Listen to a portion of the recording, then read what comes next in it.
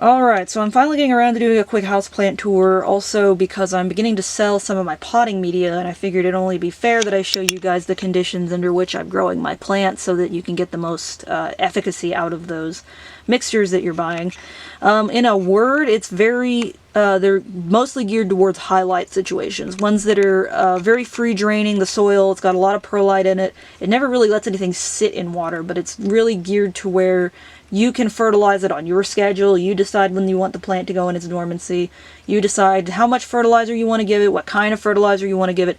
All of those mixes that I have are inert.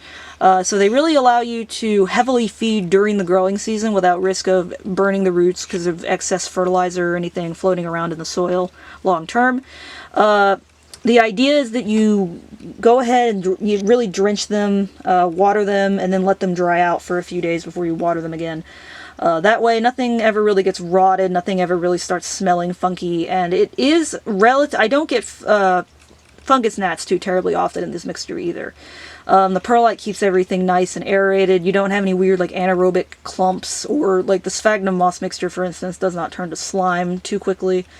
So I'll just go through quickly the different varieties of houseplants I have. They all use different types of soil. So I'll start off with the stuff that's on the outside of the terrarium here. These are my succulents, or some of them. This is a Crassula. These two are Crassulas. This is Crassula Capitella, and this is, I forgot the scientific name of it. It's the chain of buttons thing. Now, my succulents don't love it indoors. They really would prefer to have a window. This is a completely interior room. I don't have any windows, so everything is grown under lights. You can even see the Crassulas starting to exfoliate a little bit. It's not supposed to be that spread out, but they seem to tolerate it okay. Mostly also because in conjunction with having lower light, I don't water them as much as if they were getting full sun. Let's see, this is a creeping fig. I basically use this as a mother plant for my terrariums. I just clip off a piece and I put them wherever I think it would look nice. This is a Hoya Carnosa. I think it used to be Crimson Queen or something. It is reverted.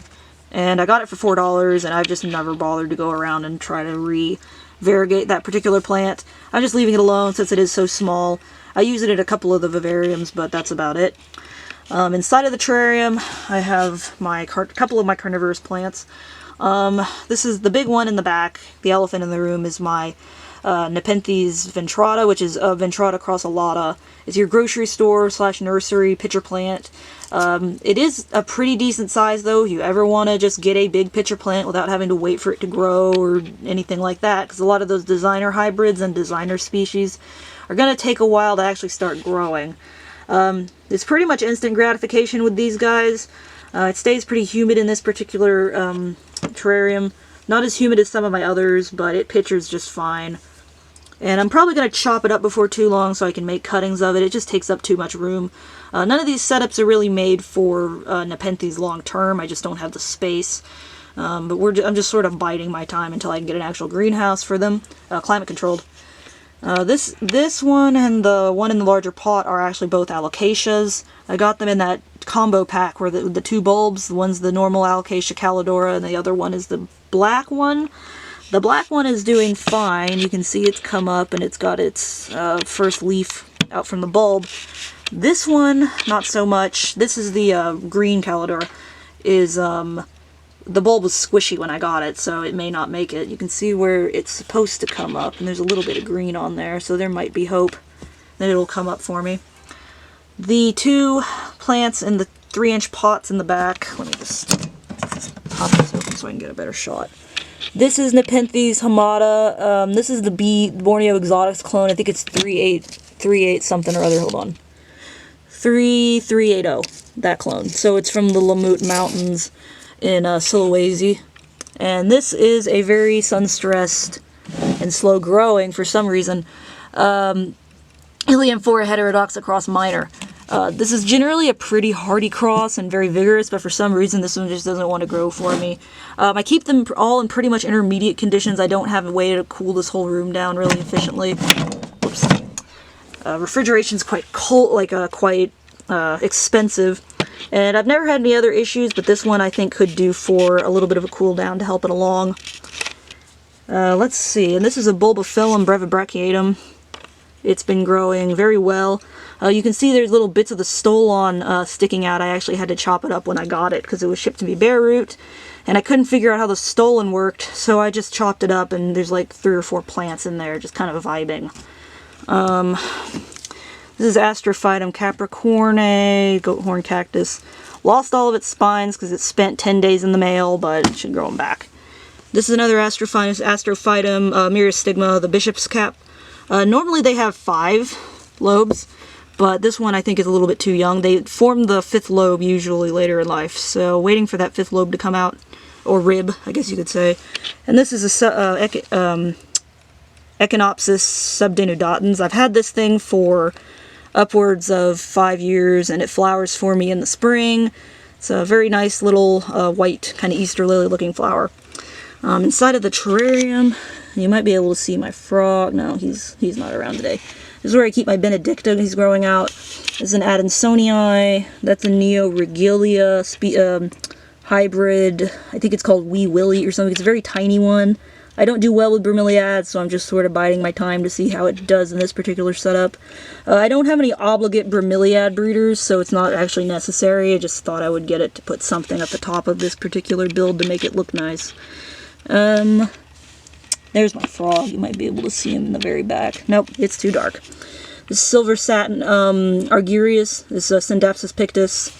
And that is a little baby Huernia cactus. Not cactus, really. It's actually a type of succulent, but that's sitting down there. It's kind of popped off the mother plant, and I just decided to put it in there, see how it did. They are tropical cacti. They can tolerate some moisture and some humidity, but you obviously still want to give them good drainage. All cacti like drainage. Alright, so moving on briefly. Here we go, our larger terrarium. This is where I keep my more rare plants, and that is Florentia or Fliota, who is asleep right now. She leaves the plants alone, which is great. Might have to change whenever she gets bigger. Prince of Orange, Philodendron, and then in the back is a Macaulay's Finale Philodendron, so very similar plants. Might end up selling the Prince of Orange just because I prefer the Macaulay's Finale, and they just look so similar. When mature, it's not worth it. This is Antherium Forgetii. It was sold to me as a seedling, but this is the leaf it had on it, so I feel like I got a pretty good deal on that, considering I bought seedling level prices and such on it. My other Antherium is right there. One of the leaves broke off because these things, when they're hardening off, their leaves are so fragile. This is Antherium Warraquianum or Varieties. It's the Queen Antherium. This is a cross between the dark form and light form. That is a Xerographica up there. This is my very large jewel Alocasia reginula, black velvet. It's very nice.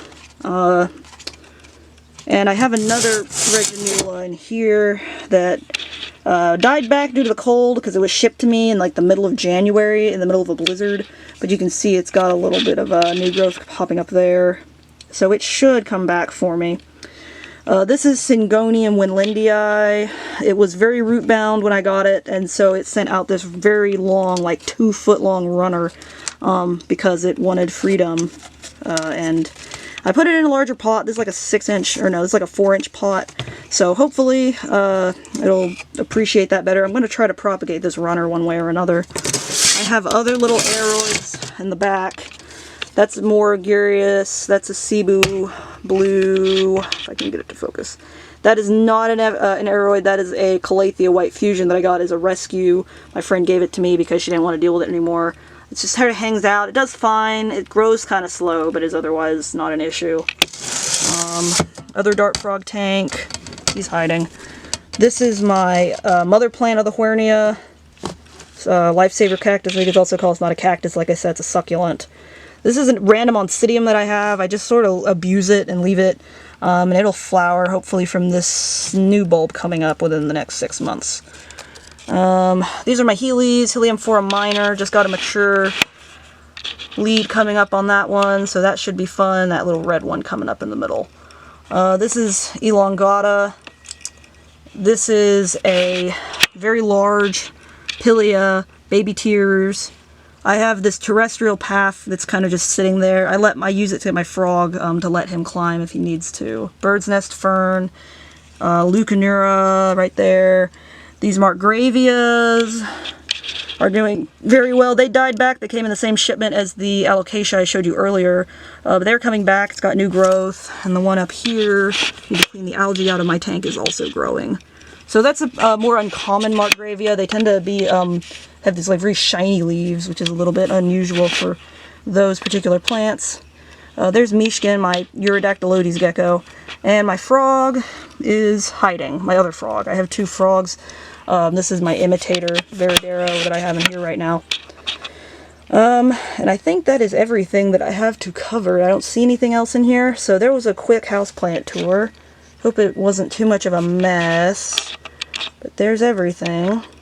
Oh, I also have these little Phytonias growing in the corner that are probably going to die soon because this Leucanura is ridiculous. And I have spike moss. This is Selaginella. It died back for like 3 months and then just started coming back randomly, so I'm just going to leave it alone, not touch it.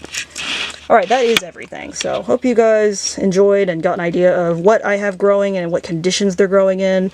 These terrariums maintain pretty high humidity, 70-80-ish%, and the room has an ambient humidity of around 50 or 60 because of my saltwater fish tank is constantly off-gassing.